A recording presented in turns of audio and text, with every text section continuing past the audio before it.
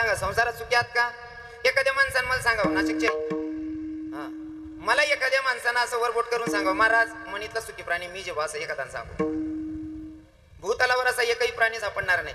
जर घर भाड्याचं असेल तर वाटतं सुरुवातीला भाड्यानं घर आहे भाऊ आपलं, स्वतःनं पत्तर नका व्हायना, स्वतःनं वही जायला पाहिजे. जर पत्तर होईच घे बडा लोक नसला पड घ्या हो, तसला पड जायला पाहिजे, बाकी काय अपेक्षा नाही देऊ पाहिजे. स्लॅब टाकायच घ्या तरी असं वाटत बट बरोबर आहे हो, पण 42 इंची जर टीव्ही राहते मग आपण मजा येत जाते. 42 इंची टीव्ही हीच घे, फ्रीज दाखलं पडायला लागतात, तिथला मग थोडं मोठं पाहिजे. आणि इथलं बडं होईच घे, पाहुणा पेहुनात काय कर मग अडचण होत खाल ना पत्तर वर टाकली झालं शांतता शेका. आणि जर इथलं बडं वहीच घे बटी चपुरी वही घे तरी सुद्धा काय करू भो बावड्या म्हणा 36 वरीच ना वही घ्या, अजून टायाबुटी राहणार. बावड्याला जर कधी लगीन वहीच घे बावड्यानं तरी बी मग मरण टाइमला अपेक्षा राहत बट बरोबर वही घे हो, नात का ना तू काहीतरी देखील तू मग असं आत्माला शांती लागते. मरी चालना माणूस तवल गुणापेक्षा पुरी वही राहिनी का? होणार पण नाही, होणार पण नाही. काय ना आपण नको त्या गोष्टीच्या मागे लागतो म्हणून आपल्याला सुखाची प्राप्ती होत नाही. ज्या कामासाठी आलोय ते काम जर केलं तर समजा आपली फेरी सक्सेस आहे. उदाहरण म्हणून मला सांगायला आवडेल, एखादी बहीण जर रक्षाबंधनच्या दिवशी भावाला राखी बांधायला निघाली, एखादी बहीण जर भावाला राखी बांधायला निघाली, एखादी बहीण भावाला राखी बांधायला निघाली, मध्ये कितीही चुलत भाऊ मावस भाऊ इथला बी भेटू द्या, त्यातले राखी बांधू नका असं आपलं दुमत नाही, त्यांना राखी बांधू नका असं आपलं दुमत नाही. पण घरून निघाले कशासाठी बहीण हो तुम्ही? माया हो, बाबाला राखी बांधण्यासाठी. जोपर्यंत बाबाला राखी बांधत नाही तोपर्यंत तुमची फेरी सक्सेस नाही आहे, बरोबर आहे ना? जोपर्यंत भावाला राखी बांधत नाही तोपर्यंत फेरी सक्सेस नाही. तसं जोपर्यंत भगवंताचं नामचिंतन करत नाही तोपर्यंत तुमची सुद्धा फेरी सक्सेस नाही आहे. हा, तुमची सुद्धा फेरी सक्सेस नाही.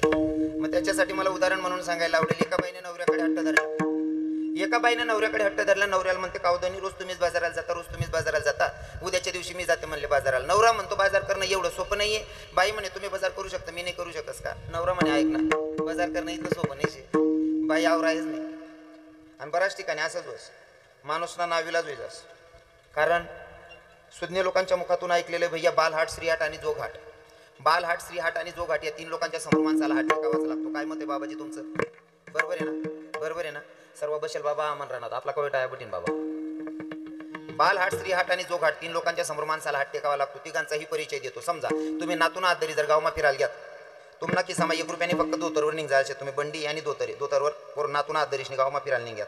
आणि जर नातून द्यान चालणे की दुकानवर नातून जर सांगा बाबा माल वेपर नाही पुढली दे, बावड्या म्हण किसामा काहीच नाही शे, काय बी कर भो माल वेपर नाही पुढली दे, अरे बावड्या किसामा काहीच नाही शे, लिहिद्यार बोल नाही ते लोई पड सुबर. तुमच्या खिशात 1 रुपयाने पण तुम्हाला वेपर घेऊन द्यायची आहे आणि तुम्ही घेऊनच देतात, बरोबर आहे ना? घेऊनच द्यावं लागतं. ठीक आहे राहू द्या, काही नाही. आता काय थोडंसं राहिलंय यार, मुलांना टाकेश मग पान पिसू.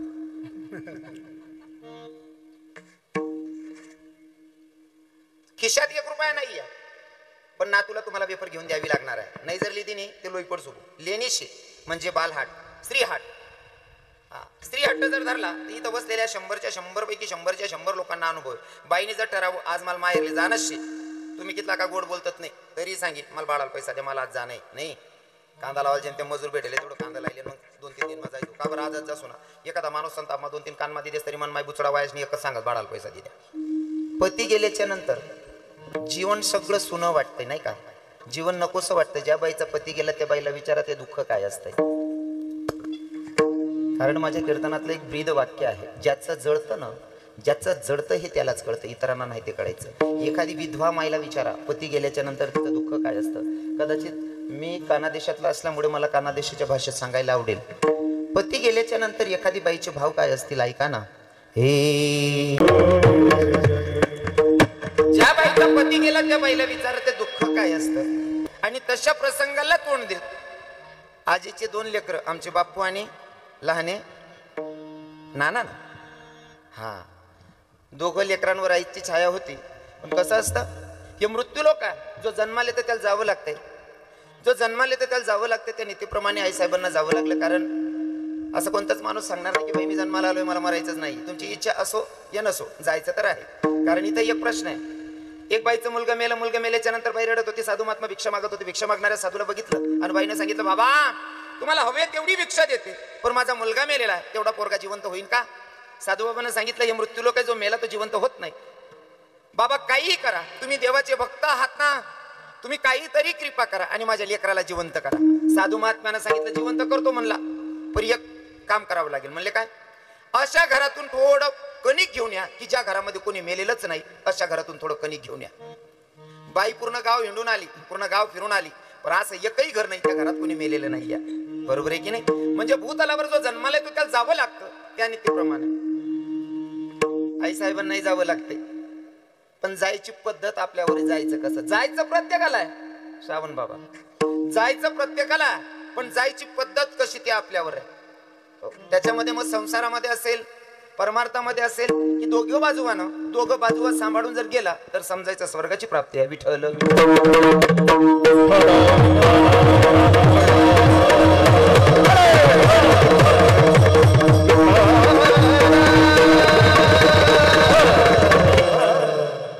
शेवटच्या चरणात आमच्या तुकोबाराय सांगतात, मला सुरुवातीला सांगायला आवडेल की भैया तुका म्हणे एका मरणाची सारी उत्तमाची वरी कीर्ती मागे. माणसाने मरावं, मेल्याच्या नंतर कीर्ती शिल्लक राहिली पाहिजे, असं जगलं पाहिजे. नाहीतर येतात लोक जगतात. काही लोक तर असे जगतात, मै भलावर मेरी बीबी भली, नाही का? मै भला डॉक्टर मामाश्री, मै भलावर मेरी बीबी भली. काय घेणं देणं नाही लोकांना. काही लोक संसारात एवढे वेळ झाले तर महाराज परमार्थाचा विसरच पडलाय. पण जीवन जगत असताना कुणी म्हणत असेल महाराज आए थे कुछ लेके नहीं आए, अब जाना है कुछ लेके नहीं जाना. भैया बात तो सही है. येताना तो आला, जाताना काही घेऊन जायचं नाही, पण शिल्लक सोडायचंय ती कीर्ती. विठ्ठल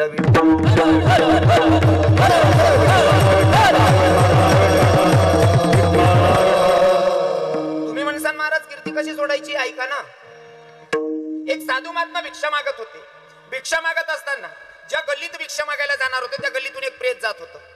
साधू महात्म्याला असं वाटलं, अरे प्रेत जाते त्या गल्लीतून भिक्षा मागायची तरी कशी? म्हणला प्रेत जाऊ देतो, नंतर भिक्षा मागतो म्हणला. आता ते प्रेत जात होतं. एका घरातून बाई निघाली आणि तिच्या 9 वर्षाच्या पोरीला सांगितलं, दीदी बेटा आपल्या गल्लीतून प्रेत जातंय, जाणारा प्रेत म्हातारा की म्हातारी ते बघ.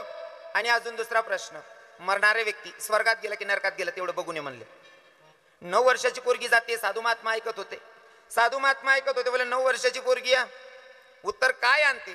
त्या अपेक्षेनं, त्या आशेनं साधू महात्मा उभे होते. 9 वर्षाची पोरगी आली आणि तिच्या मायला सांगायला लागली प्रेत यात्रेतून आल्याच्या नंतर, म्हणले आई मरणारा म्हातारा स्वर्गात गेलाय ग.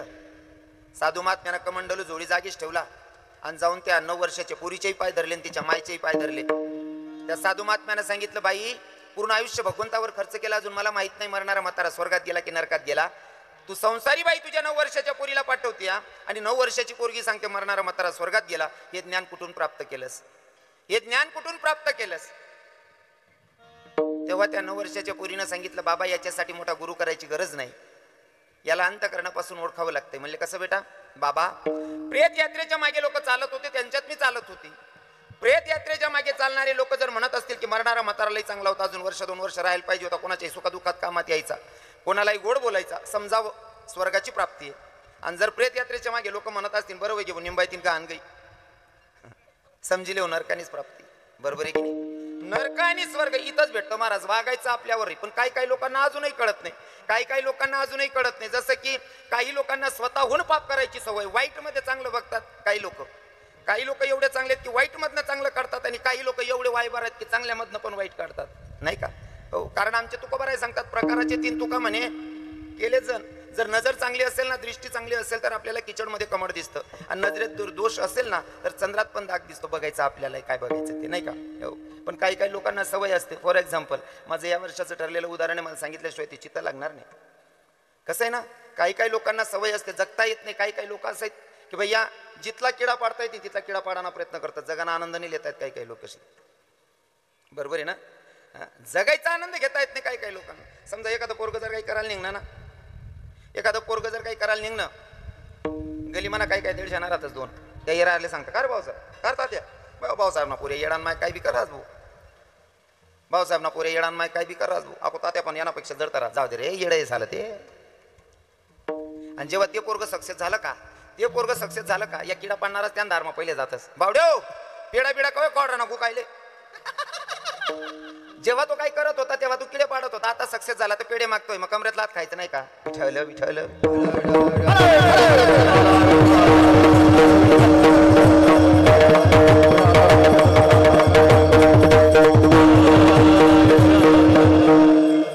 चांगल्यातून वाईट काढता आलं पाहिजे, तो माणूस जीवनात सक्सेस झाला. आता इथं बसलेल्या माझ्या महिला माता, माझ्या माया बहिणी, त्यांना सांगतो, पतिदेवानं जर का तुम्हाला मेथीची जुडी बाजारातून आणून दिली संसारी जर बाई असेल, आता मी तीन जुडी जर आणा म्हणा, पहिले शेतकरी उपाडस ते पाणी मा उपाडस, बरोबर आहे ना, तिले पाणी लागेल रास, पुन्हा को मार्केटमा लई जाऊन टाइमले पाणी मारीस नाही लई जाणीशे, ज्या व्यापारीने लिहिली तो बी पाणी मारीस नाही, हाती विक्रीवाला विकस, आणि हात विक्रीवाला बी पाणी माराशिवाय विकत नाही, बरोबर आहे ना.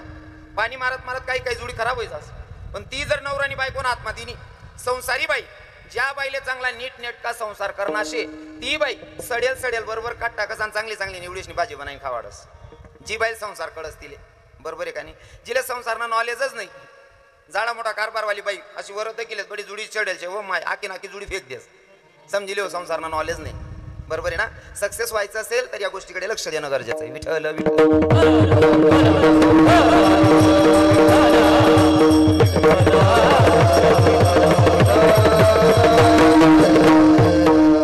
आणि तसंच आमच्या आजी चिंदूबाई जीवनात सक्सेस झाल्या, कारण दोघं लेकरं आणि तिन्ही नातवंड, एकदम सुखाचा परिवार आहे. आणि मला वाटतं आई साहेबांची वय पण झालेलीच होती शाळेत ना, हो एकदम बरोबर प्रसंगाला आई साहेब गेलेले आहे. सर्व व्यवस्थित बघून दोघं लेकरं तिघं नातवंड सगळ्यांची लाईन लागलेली असं बघून आई साहेबांनी मार्गस्थ झालेले आहेत. मला तर असं वाटतं सांगायची गरज नाही की आई साहेबांच्या आत्म्याला शांती लाभावी, कारण काय माहितीये का, त्यांच्या आत्म्याला शांती लाभलेलीच आहे. त्याच्या मागचं कारण सांगतो. एखाद्या व्यक्तीच्या दशक्रिया विधीला, एखाद्या व्यक्तीच्या पुण्यस्मरणाला, एखाद्या व्यक्तीच्या वर्षश्राद्धाला कीर्तन होतंय, याच्या मागचं कारण समजावं. जाणाऱ्या व्यक्तीचा पुण्याचा साठा होता तरी होतंय, अन्यथा शक्य नाही. विठ्ठल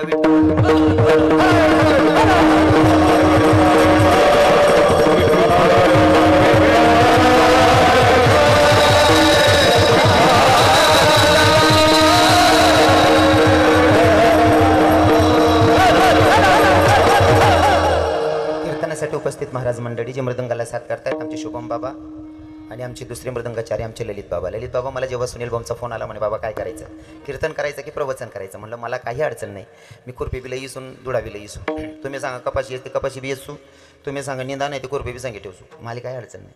पण म्हणलं जर कीर्तन असलं तर अधिक आनंद येईल, कारण सगळे गायनाचार्य महाराज मंडळी, तो आनंद काय वेगळा असतो म्हणलं. आणि सुनील भाऊंनी ऐकलं. मग म्हणले साऊंड सिस्टम वगैरे, म्हणतो भाऊ एकच घर असं दिसू, अख्खा कामे मोडली ती म्हणतात. ललित बाबांना फोन करा, सगळी कामं होतात. आणि खरंच आल्याच्या नंतर समाधान वाटलं. आमच्या ललित बाबांनी सगळ्या गोष्टी सांभाळल्या. हार्मोनियमला साथ करतात चेतन महाराज, बरोबर आहे. आमची गावातील ज्यांनी पूर्ण महाराष्ट्रात नाव गाजवले ते म्हणजे आमचे सुदाम बाबा आहेत. गायनाला ज्यांनी पूर्ण महाराष्ट्र गाजवत आहेत ते म्हणजे आमचे गणेश महाराज, त्यांचे बंधू आमचे श्रावण महाराज आहेत, आमचे समाधान बाबा आहेत, शरद महाराज आहेत. शरद बाबा सॉरी हां बाबा, मी डायरेक्ट दच काही गो. वा वा. आमचे माधव महाराज आहेत, रमेश महाराज आहेत, समाधान महाराज आहेत, बाप्पू महाराज, हरी महाराज, जगन्नाथ काका, रंगाबाबा, मुरलीधर महाराज, सगळे भागाभागातून परिसरातून आलेले सगळे श्रोतेगण. माझ्यासोबत आलेले आमचे कौशल महाराज आहेत, अजून आमचे भगवंताथ्या चौगुले आहेत, साऊंड सिस्टीमचे मालक ललित महाराजांचे लहान बंधू, मोठे बंधू मोठे बंधू साऊंड सिस्टीमचे आहेत. यूट्यूब चॅनलचे दोघंही मालक यश भैया असतील, आमचे ऋषी भैया असतील, अजून कीर्तनासाठी उपस्थित आमचे डॉक्टर साहेब आहेत. दोन डॉक्टर आहेत आमचे मामा श्रीमुंशाचे, आमचे त्यांच्याकडे कथा झालेली माझी. भागाभागातून परिसरातून आलेले सगळे श्रोतेगण. मला आता प्रत्येकांची विनेकरी बाबा तर बऱ्याच ठिकाणी असतात, अजून कुठेतरी भेटले ते मला पाचोऱ्याला चांगला परमार्थ आहे त्यांचा. हो, भागाभागातून परिसरातून आलेले सगळे श्रोतेगण. प्रत्येकांची नावं घेणं काही शक्य होणार नाही, कारण बऱ्याच लोक वय केना लागणार, बाकीना सांगतील त्यासना नाव लिहिनात, आमना नाव लिहिनात नाही, अवबी चिकनाच ना शेवू ना. आलेले सगळे श्रोतेगण, माझ्यापेक्षा तुम्ही ज्ञानामानाने मोठे आहात. सगळ्यांच्या पायाला स्पर्श करतो आणि अभंगाकडे वळतो.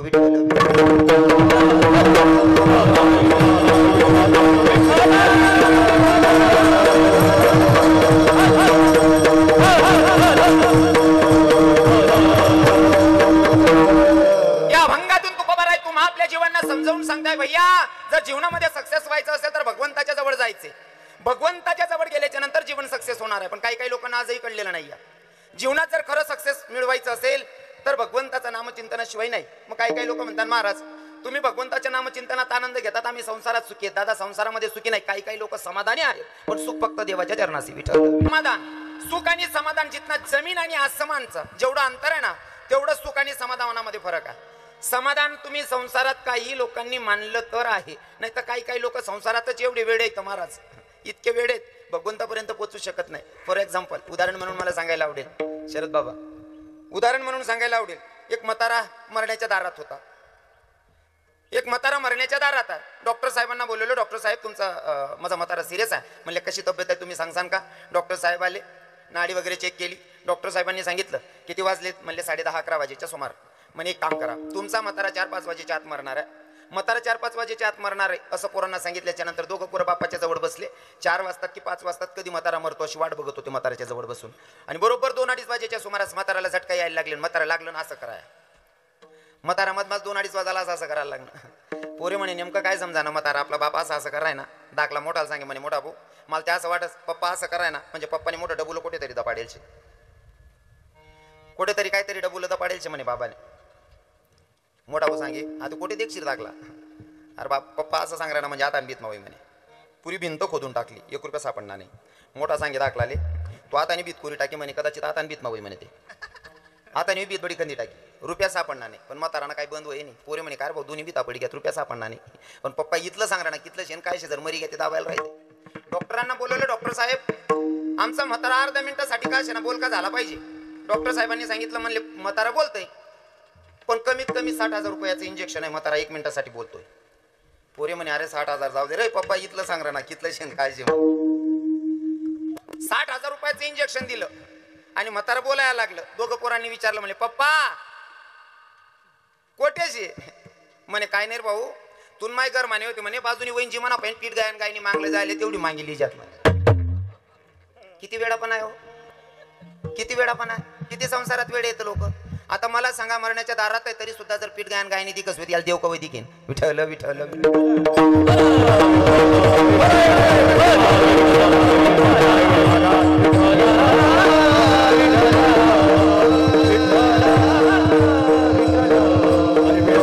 भगवंतानं तुम्हा आपल्याला जन्माला घातलंय त्या भगवंताच्या नामचिंतनासाठी. आणि हीच गोष्ट तर संत आपल्याला सावध करू सांगतात, पण काही लोकांच्या लक्षात येत नाही. सांगू का, काही लोकांना कळलं म्हणून त्यांनी भगवंताची प्राप्ती करून घेतली, काही लोकांना कळलंच नाही.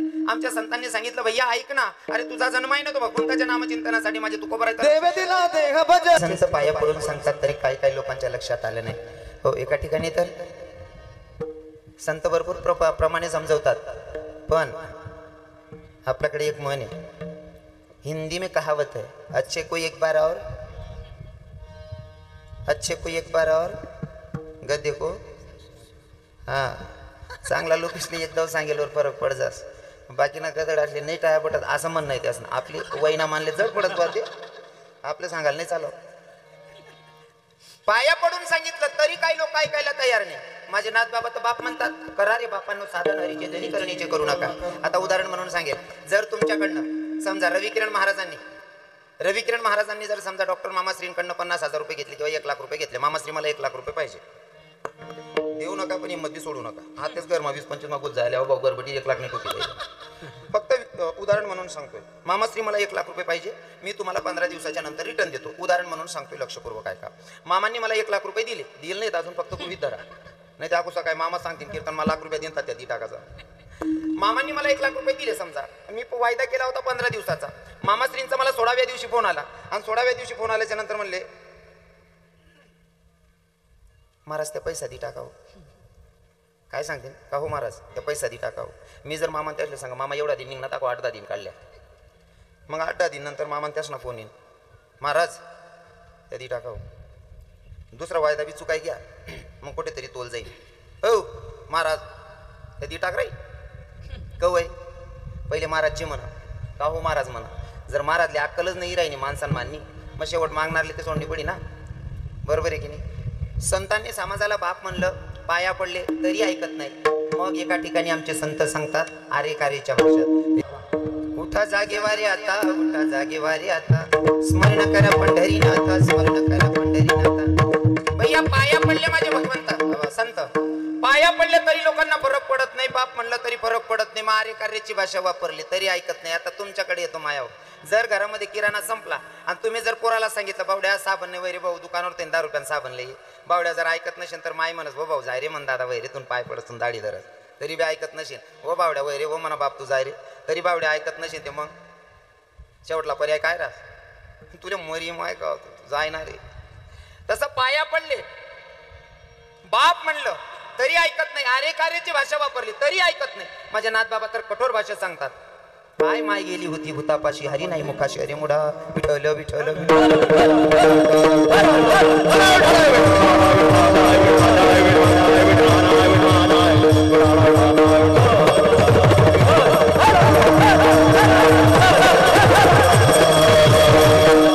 काही काही समजदार साधकांनी तुकोबारा यांना प्रश्न केलेला आहे की महाराज तुम्ही म्हणता त्या विठल विठल विठल.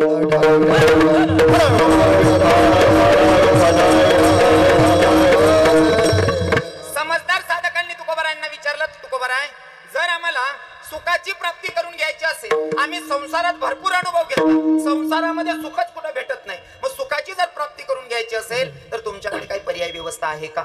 तर माझे तुकोबाराय पर्याय व्यवस्था सांग.